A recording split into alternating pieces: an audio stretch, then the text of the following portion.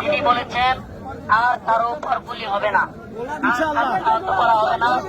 যারা আহত হয়েছে তারা চিকিৎসা পাবে এবং শেখ জসিমউদ্দিন রহমানী সহ সকল বন্দীরা গুলি হইল কেন এটার বিচার করা হবে ইনশাআল্লাহ।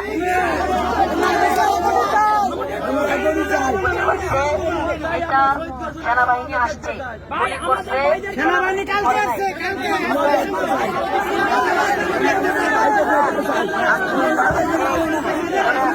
আমরা শেখ জসিমউদ্দিন রহমানীকে দেখতে চাই, আর কিছু না।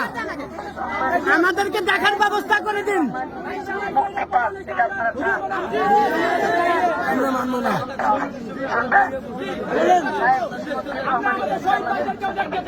আমাদের